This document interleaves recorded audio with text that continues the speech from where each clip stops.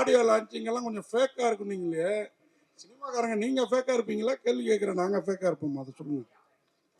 எப்படி எப்படி பேசுறப்ப சொன்னீங்கல்ல. இல்ல, நான் வந்து அதை எப்படி சொல்றேன்னா எங்களோட பெர்ஸ்பெக்டிவ் தான் சொன்னேன், உங்களை சொல்ல. நான் வந்து என்னன்னா ஒரு படம்னும் போது நான் எந்த படமே இப்போ ஒரு படம்ன்றது ஒருத்தர் மனம் சார்ந்தோ இல்லை ஒருத்தர் யோசிக்கிறதோ கிடையாது. ஒரு 100 பேரோட ஒரு கோட்ல வேலை செய்யற ஒரு விஷயம். அது வந்து எங்கனாலும் ஃபிளக்சுவேட் ஆகலாம். சின்ன சின்ன ஒரு ஈகோ டிஸ்டர்ப் ஆகலாம், இல்லை வேலை ஏதாவது ஒரு சுச்சுவேஷன் தான் ஒருத்தர் நல்லவரும் கெட்டவரும் மாத்துறது.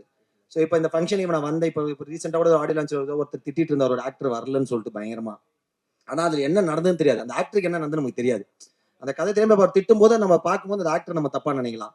பட் அந்த ஆக்டர் கிட்ட போய் நீங்க விசாரிக்கும் போது அங்க என்ன நடந்தது, அவருக்கு என்ன விஷயம் நடந்தது, நம்ம அதை விசாரிச்சாதான் அது முழுமையா 2 சைடும் தெரிஞ்சாதான் தெரியும். அப்படி இருக்கும்போது ஒரு படம் முடியறதுக்குள்ள நிறைய ப்ராப்ளம்ஸ் இருக்கு. நானுமே அதை ஃபேஸ் பண்ணி எல்லாமே. பட் ஆனால் ஸ்டேஜ்னு வரும்போது மேடை நாகரிகம்காக அதை நம்ம வந்து எல்லாமே பயங்கர ஸ்வீட்டு, பயங்கர தங்கம்.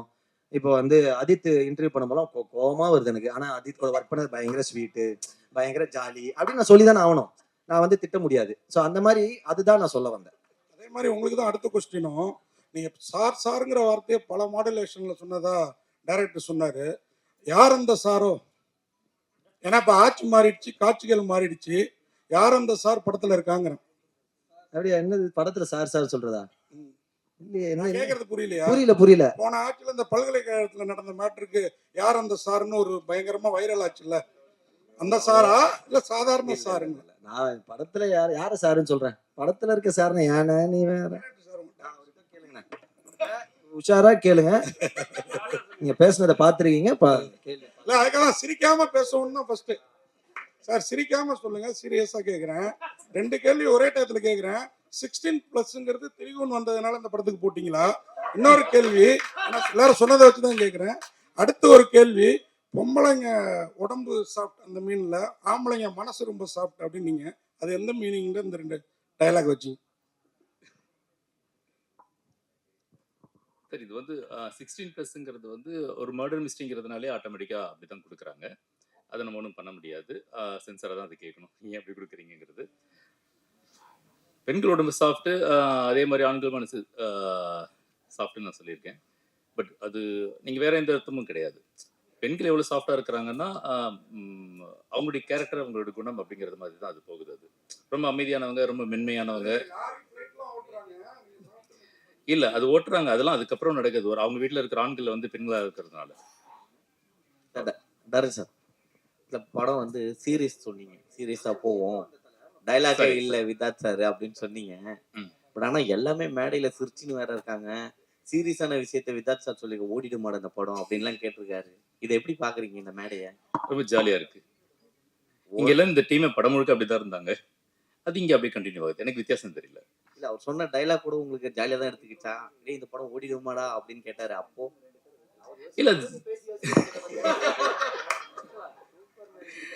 இல்ல அது இல்ல, இந்த படம் ஓடுங்கிற நம்பிக்கை முதல்ல அவருக்கு தான். ஆக்சுவலி கான்வர்சேஷன் வந்து சீரியஸ்லி படம் ஓடுங்கிற நம்பிக்கையில தான் எல்லாருமே நடிச்சோம். படம் 100% ஓடும், அதுல எல்லாம் டவுட்டே கிடையாது. நமக்கு ஒரு லேட் ஆன உடனே நமக்கு தோணுல, நிறைய படங்கள் இன்னைக்கு ட்ரெண்ட் செட் ஆகுது இல்ல, ஒரு மாதிரி படம் தான் செட் ஆகும் போது நம்ம ஒரு 1 இயர் ஆயிடுச்சு, கரெக்டா இருக்குமா அப்படிங்கிற ஒரு மைண்ட் செட் இருக்கும், எல்லாருக்கும் இருக்கும். அது நீங்களா இருந்தா நானா இருந்தா இருக்கும். அப்ப இருக்கும்போது நாங்க படம் பார்க்கல, ட்ரெய்லர் ரொம்ப கழிச்சு ட்ரெய்லர் பார்க்குறோம். உண்மையிலே எனக்கு ரொம்ப பிடிச்சிருந்தது. பரவாயில்லையே படம் ஓடி. அது வந்து ஆனஸ்டா சொல்ற விஷயம். 100% வந்து இன்னைக்கு இவ்வளவு பேரும் வந்து ஒவ்வொருத்தர் ஷூட்டை விட்டுட்டு வந்து அவங்களாம் இருக்கிறாங்கன்னா இந்த படம் எல்லாருக்குமே வந்து ஒரு அடுத்த கட்டத்துக்கு எடுத்துட்டு போங்கிற ஒரு பெரிய நம்பிக்கையோடு தான் இருக்கணும். அதனால அந்த டவுட் எல்லாம் கிடையாது. பேசுறது என்னன்னு கேட்டீங்கன்னா, இப்ப இந்த ஃப்ரீடம் எனக்கு அந்த இயக்குனரும் கொடுத்துருக்காங்க, ப்ரொடக்ஷன் கொடுத்துருக்காங்க. எங்க எல்லாருக்கும் இப்படி அழகா பேசுறது, மனசுக்குள்ள இருக்கிறத பத்தி கூட ஓப்பனா பேசணும்ல, இல்லைன்னா அது இங்க வேண்டான்னு சொல்லியிருப்போம், கட் பண்ணியிருப்போம். விதாத் சார் டைரக்டர் பேசும்போது சொன்னாங்க, எல்லாரும் ஏமாத்தினேன்ட்டு. இப்போ ஸ்டேஜில் வந்து பேசும்போது உங்களுக்கு என்ன தோணுச்சு? அடா பாவி, உங்க கூட இந்த படமே பண்ணக்கூடாதுன்னு நினைச்சீங்களா, இல்லை அடுத்த படம் பண்ணுவீங்கன்னு நினைச்சீங்களா? இல்ல தலைவர் வந்து எல்லாருக்கும் வந்து கேட்கறது கேள்வி. இல்ல தலைவர் கொஞ்சம் என்னன்னா ஒரு விஷயத்த வந்து நீட்டி அதுக்கு நம்ம புரிய வைக்கிறதுக்கு ஒன்று பேசுவாங்களா, அது மாதிரியே தான் எல்லாத்தையும் பேசுவார். அப்ப நம்ம சில சமயம் என்ன பண்ணுவோம்னா, அவர் பேச வரான்னு அப்படியா அப்படின்னு நம்ம மைண்டில் எங்கேயோ போயிடும், திருப்பி அந்த இடத்துக்கு வருவோம். அவர் வந்து கொஞ்சம் லென்த்தியாக பேசுவார், அவருடைய பழக்க வழக்கம், அது ஒன்றும் பண்ண முடியாது. டேரக்டர்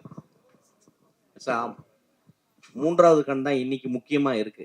ஏன்னா இன்னைக்கு சமூகத்துல நடக்கிற எல்லா கொலைகள், எல்லா ட்ரக்ஸ், எல்லா பாலியல் தொல்லை எல்லாத்தையும் கண்டுபிடிக்கிட்டே மூன்றாவது கண் தான்.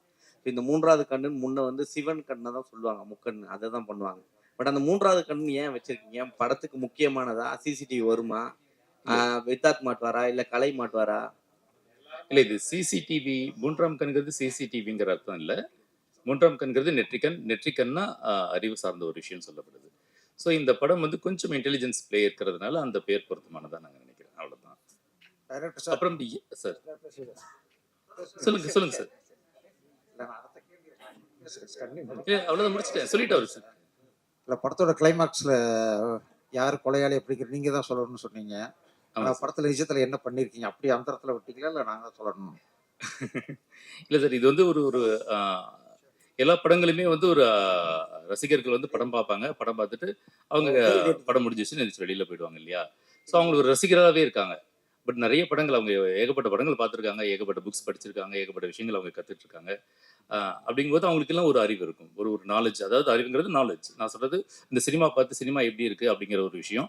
அதே மாதிரி ஒரு மர்டர் நடந்துச்சுன்னா அந்த விஷயங்கள் எப்படி நடந்திருக்குங்கிற அந்த அனலைஸ் பண்ணக்கூடிய திறன், இதெல்லாமே ஜனங்ககிட்ட இருக்குன்னு நான் நம்புறேன்.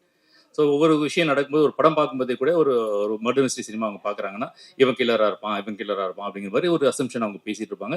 ஆல்மோஸ்ட் சில பேர் இது சரியா இருக்கும், சில பேர் இது மிஸ் ஆகும். ஸோ அந்த மாதிரி இருக்கும்போது அவங்க அதை பற்றி திங்க் பண்ணுறாங்க இல்லையா? அது நம்ம ஒரு ஒரு படத்தில் ஒரு கதாபாத்திரம் வந்து அது கிளைமாக்ஸில் சொல்லிடுச்சு அப்படிங்கும்போது அவங்க ஒரு போவாங்க.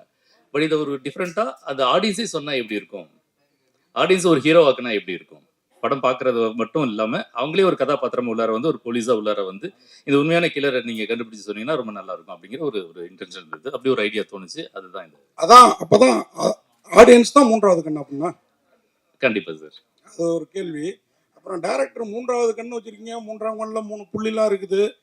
ப்ரொடியூசர் சார் 1 லட்ச ரூபா பரிசுன்னு அறிவிச்சிருக்கீங்க, ஒரு 3 லட்சமா அறிவிச்சு ஒரு 3 பேருக்கு பிரிச்சு கொடுக்கலாம்ல? யார் கண்டுபிடிக்கிற ரசிகர்களுக்கு? மூன்றாம் இதெல்லாம் இன்னும் செம்ம சார். நீங்க இல்ல 3 லட்சமா அறிவிக்கிறீங்களா? அதை மட்டும் ப்ரொடியூசர் சொல்ல மாட்டேங்கிறாரு. கண்டிப்பாண்ணா. Okay sir. ராமர் சார், உங்களுக்கு ஒரு கேள்வி. ஹீரோ ஆக போறேன்னு வேற சொல்லிட்டீங்க, நல்லா பேசுறீங்க, ஆனா கிட்டத்தட்டங்கிற வார்த்தையை திட்டங்கிறீங்க. யாரை திட்டுறீங்க? அதை கொஞ்சம் மாத்திக்கோங்க. ஏன்னா இன்னைக்கு ஏன் அதை சொல்றேன்னா உங்களை இது பண்றதுக்காக சொல்ல. இன்னைக்கு இருக்கிற ஜென்சி கிட்ஸ் எல்லாம் நீங்க எல்லாம் பேசுறது தான் தமிழ் நினைச்சிட்டு அப்படியே ஃபாலோ பண்றாங்க. ஸோ அந்த மாதிரி பேசுறப்ப கொஞ்சம் மாத்திங்க. யூடியூபர்னு வேற சொன்னாங்க, அதனால கண்டிப்பா உங்களுக்கு வந்து சிவனோட அருள் உண்டு. நன்றி சார், நன்றி சார், நன்றி சார்.